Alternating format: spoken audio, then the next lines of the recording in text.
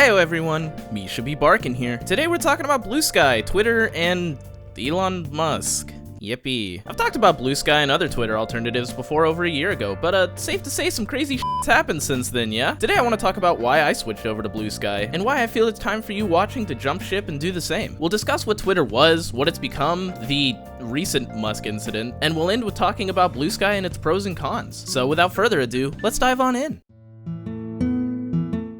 Pre-Elon Twitter. It kind of felt like a town square of sorts, where people shared ideas, posts, memes, and art, and others would retweet, react, and all around share things they enjoyed. Now it's important to take the rose-colored glasses off as well. It definitely wasn't perfect. People still dunked on each other, shared baseless drama, and some would base their entire personalities and lives around creating said drama for clicks and views, but that wasn't the entire core of what Twitter was, if that makes sense. Sure, you could seek that sort of thing out, and follow people who posted only that style of content, but you could also, for the most part, just avoid it. Twitter was where I found the majority of my furry friends.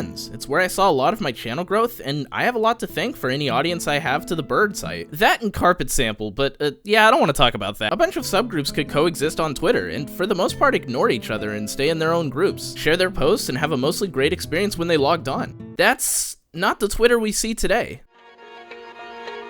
To say that Twitter is a shell of its former self would be the biggest understatement of the century. Twitter today is an absolute dumpster fire, one that I stopped using since October of 2024, save for gathering info and screenshots for videos, and every time I do have to log in for video reasons, it feels like that gif of the pizza guy coming into the inferno. It's not placebo either. The algorithm and what gets promoted was literally changed to encourage disagreement, hate, and harassment. Posts that cause discourse and encourage arguments see the most promotion and get thrown onto everyone's feed so that more people see it and more people have disagreements and, well, rinse and repeat. This isn't even mentioning the blue checkmark fiasco. Now you can buy a blue checkmark to have your post rocket to the top of the replies, no matter how dumb your comment might be. There's also monetization available via Twitter Blue, or whatever the they're calling it now, which is based on, you guessed it, engagement. So now Blue users and big accounts are encouraged to post the worst content schlop available in order to cause people to click on and view their posts, from stolen videos to completely off-topic replies. Pre-X, you could look in the comments and find relevant replies cracking jokes about the original post, adding on extra information, or people complimenting the original. Now the top replies on any post with some sense of popularity is going to be nothing but unrelated memes, blue bots going, wow, stuff like that. And those original posters who made discourse-focused content are now encouraged to make those posts. It's no surprise that drama-related content gets the most likes, clicks, views, comments, and more. It's why my popular tab on my channel is almost all drama-related videos. It sucks, but it just is how it is. So now these people are rewarded for making these awful posts, usually in some way bashing trans or LGBT people, because they get the clicks due to causing conflict in the replies, and thus they get paid for this type of content. This causes the post to get more popular, and thus forcing these types of posts to appear on more people's feeds, and once again, rinse and repeat. Now you may be thinking, well, I'll just block these people. And in normal cases, yes, that is the solution here.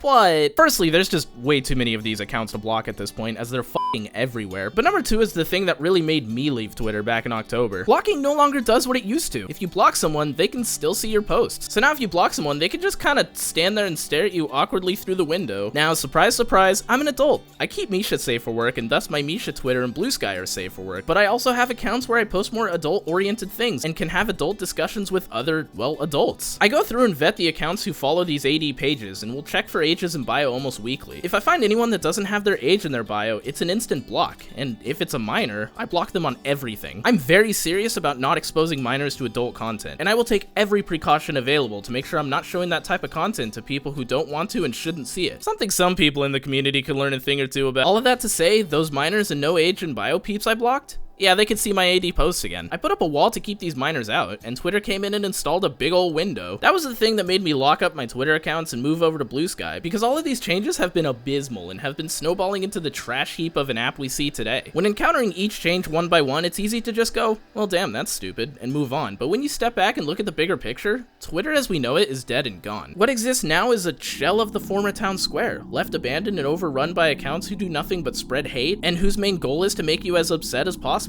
because it gets them paid. It's why we've seen right-wing and alpha male contents rise to the top to the degree they have. Andrew Tate, Libs of TikTok, Ian Miles Chong, all of them are some of the biggest accounts that see the most promotion because they spread the most hate, misinformation, and fear-mongering daily. And if you comment or try to correct them in any way, you're overrun with blue checkmarks calling you the most vile, hateful things imaginable. Not to mention you're also helping them out. They don't care if you disagree. You're giving them engagement, and the blue checkmarks replying to you are also giving them engagement. I'm sure some of you have noticed I've neglected neglected to mention one person. The person responsible for all of these awful changes to Twitter, and that's because I wanted a whole section to talk about him and his recent incident at the inauguration. I just want to say thank you for making it happen. Thank you.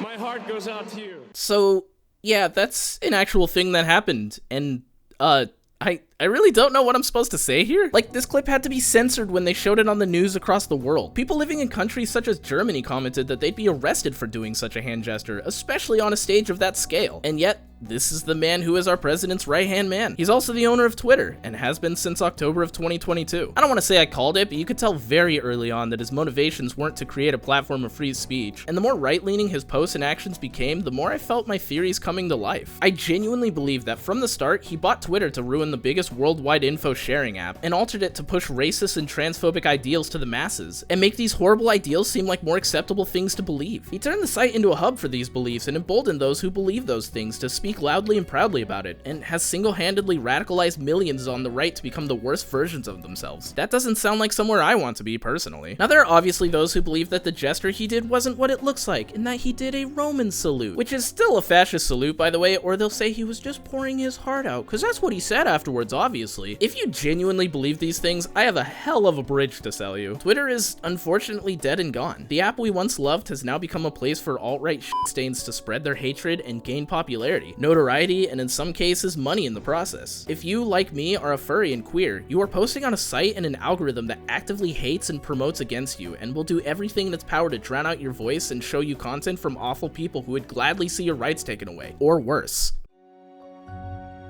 But all of that said, what do we do? Where should you go instead of Twitter? Is there a solid alternative to use? One with promise to become just as great, if not better? Well, I have great news. Enter Bluesky, an app that has been rising in popularity amid Twitter's rapid fall. Bluesky actually started as a research initiative at Twitter back in 2019. It was supposed to be a much more decentralized version of social media, letting users be much more in control of their data and overall experience. After 2 years, Jay Graber would move for Bluesky to become its own independent company in October of 2021. That said, Bluesky was a bit of a backburner project for the next year or so, but became a main focus when Elon Musk began his takeover of Twitter, firing many prominent people once associated with Twitter and severing ties with companies as well. These severed ties caused Bluesky to worry about future funding, and caused them to greatly accelerate the research and work towards making Bluesky usable, and in February of 2023, the invite-only phase would begin. Some people received Bluesky codes and would be able to use that code to create an account. Once a week had passed, and weekly after that, those users would receive an additional code that they could give out to somebody of their choosing for that person to make an account, and rinse and repeat. This allowed the developers to test server limits, user experience, and more in a controlled population that they knew was going to grow at a speed they could prepare for. This continued for a year before finally opening for a public release in February of 2024. By this point, despite being invite-only, in beta, and pre-Musk doing the absolute worst of the worst yet, the app had already reached 3 million users. Due to Elon Musk's continuous blunders, as well as just overall growth over time, Bluesky has reached a whopping 30.4 million users as of February 1st, 2025, which is a whopping 1,000% growth in a single year. My favorite part about this growth is you can tell the exact moments Elon Musk does something f***ing stupid, because you see a sudden spike in users shortly after. The developers noticed this too and called it Elon Musk events, or EMEs. These EMEs have now snowballed and caused Bluesky's growth to be almost exponential. By November 13th, Bluesky had 15 million users, but considering this was shortly after Trump's re-election and Musk's very close involvement with the MAGA fascists, more people were leaving Twitter and joining Bluesky in droves. In just 6 days, Bluesky had reached 20 million users. That's just under 1 million users per day. While the majority of the overall growth can be attributed to Bluesky going public, the EMEs definitely have helped over the past year, and it's still an incredible rate of growth. It makes me excited to see what's to come for the app. Now, one of the biggest worries for people, and definitely a legitimate one, is that one of the main people working on Bluesky was Jack Dorsey, who was the original CEO of Twitter before selling it to Musk and becoming a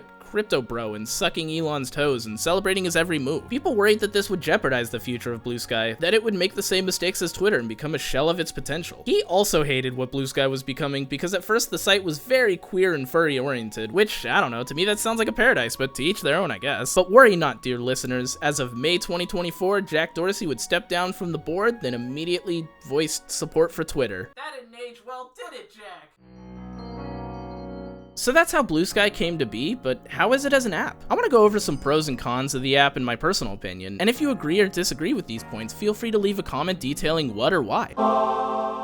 One of the biggest pros of all for me is that the main feed has no algorithm. This means that posts from anyone you follow will show up in your main feed, in the order that it was posted. On Twitter, as soon as the For You tab was introduced, not all of your followers' posts would make it onto there, so you would miss a lot of their posts over time. There's also different feeds that you can follow that pertain to your interests. I follow some Pokemon, Rivals of Ether, and Yu-Gi-Oh feeds, because those are things I'm interested in. Those are things I want to see more of. These feeds are also in chronological order, but if you're looking for something that does have an algorithm, they've introduced a Discover tab. So now you're able to see posts from followers, followers of followers, and just generally things that Bluesky thinks you'd be interested in.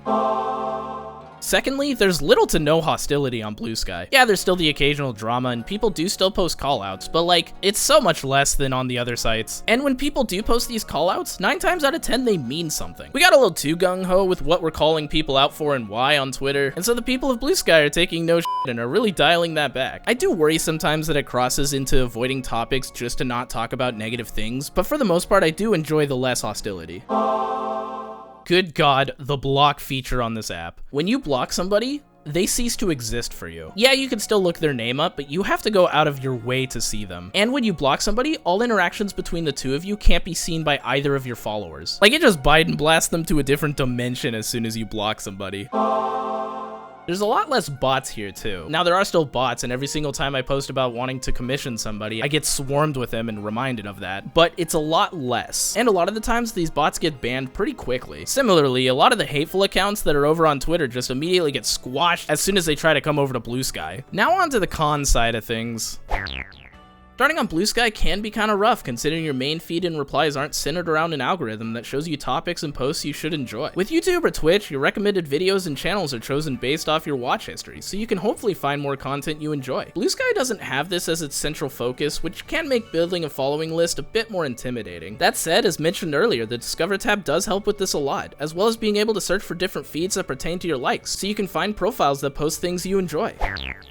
The lack of private accounts is easily one of the biggest complaints people have, myself included. On Twitter, Instagram, TikTok, basically any other social media, there's the option to have private accounts, where people have to ask to follow and can't see your content until you approve their request. This was great to have on Twitter, because I have topics and discussions I only want to talk about with super close friends, and don't really want the general populace to see, you know? Bluesky doesn't have this option, and that's kinda unfortunate. Not the most earth-shattering issue, obviously, but a small feature many people would like to see added in the future.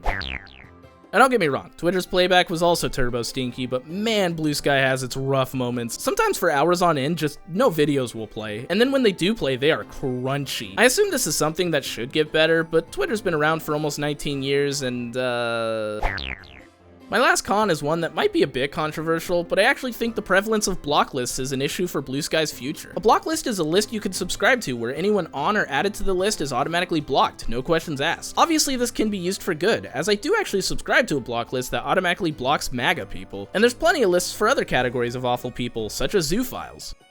I should know, I'm on one. Now before we jump to conclusions, no, I'm not a zoo, and this reveals my issue with these lists. I'm on this list, along with probably any other furry you can think of, yourself included if you use Bluesky, and was added to this list with this horrible connotation without any evidence or reason, just because, I don't know, they really hate furries, I guess. I could also bring up how stuff like this contributes to sanitizing awful words and diluting them to mean nothing through overuse and painting way too many people with a broad brush, but we don't have time for that. I hate that people can make these lists with seemingly good intentions, then add whoever they want to them. And now people who I've never met and don't know me will have me blocked and have me labeled as a zoo, and that just really kind of sucks. There's countless stories of people who are in charge of these lists just throwing people on there that they don't like, and I'm sure we'll see things like that happen here too. I do want to say that when these lists are made, you also have the option to follow everybody on that list, and because of that, people have made starter lists, so you can mass follow a bunch of people in a certain niche you may have, and I think that's great. One of the main arguments that people have for staying on Twitter is that's where the core of their audience is. That's where they have the most followers, and it's where their posts have the best chance of reaching the widest range of people. That is, unfortunately, just not true. Odds are, if you're a queer person or some form of minority, you're not going to have any interest in Twitter Blue, myself included, and unfortunately that's a kill shot to any chance of your account having engagement. Users without Twitter Blue rarely get their posts promoted, even to their followers, and even if you do have Twitter Blue, your posts will still likely get buried by those spreading hateful ideologies and transphobic racist agendas videos, because hey, that gets more comments and posts than your art does. Speaking of quote posts, turns out quoting your own post actually hurts engagement. So does linking to other websites, which if you're a content creator like me, or say an artist or a suit maker, odds are you're going to want to link people to where they can find your content or products, and this gets murdered by the algorithm. Twitter's been pushing for this everything app framing, which means they'd much rather you post your content there as a video or a live stream, rather than linking to other websites. The problem is that Twitter f***ing sucks for that. Videos look like crap and streams barely work, and if you don't have Twitter Blue, you can't even upload videos and such at the highest quality. Meanwhile, I can stream and post videos on both YouTube and Twitch at the highest qualities without that being behind a paywall. A paywall to a literal fascist, may I remind you. There's multiple other furries I've seen posting about how their engagement just isn't there anymore on Twitter, and this was also part of the reason I stopped posting there in November of last year. My post about going live on Twitch or new videos being uploaded would get much less engagement despite me having 4 times the amount of followers over there at the time, so this is just a rose-shaded excuse that people are using. Now this likely would have been different if I'd purchased Twitter Blue, and maybe my going live and video posts would have done better, but I'm at the point that considering what we've seen in the past month from Elon Musk, there's no way you can in good conscience get Twitter Blue, no matter how much you may benefit from it. Is more people seeing your post really worth lining the pockets of a neo-Nazi? The week after I stopped posting about going live on Twitter, I had the same amount of viewers attending my streams. I saw no dip in YouTube views either. Me halting my posts on Twitter has done no damage to engagement on the sites I make content on. No one was seeing the post before I stopped, you can see this in the views, and I genuinely haven't looked back. My mental health and overall mood have improved substantially since I deleted the app off my phone, and I don't miss the constant doom scrolling and seeing nothing but hostile posts and fighting. I wasn't happy using the app anymore, and I can almost guarantee that you aren't either. I just used the app because it was muscle memory at that point. It was a habit that in my idle time, when I had nothing to do, I'd open up Twitter and have my day ruined. Now I want to make sure that you're hearing me here, that you're listening to what I'm saying. Are you enjoying using Twitter, or is it just a habit you need to break? Is it beneficial to you, or are you still posting there because it's all you know? Because it's where the biggest follower count you have is, so you feel the need to keep posting there in hopes that more people will see it, despite the app actively working against you. Does using Twitter truly make you happy? So we're to the end of the video. I hope you enjoyed watching, and let me know if you use Bluesky, if you enjoy it, or if you're still using Twitter and why. I'm curious to hear from those who are still using Twitter regularly and what their experiences are like compared to how mine was when I decided to jump ship. Anyway, with all that out of the way, like and subscribe, and I'll see you in the next video. Bye!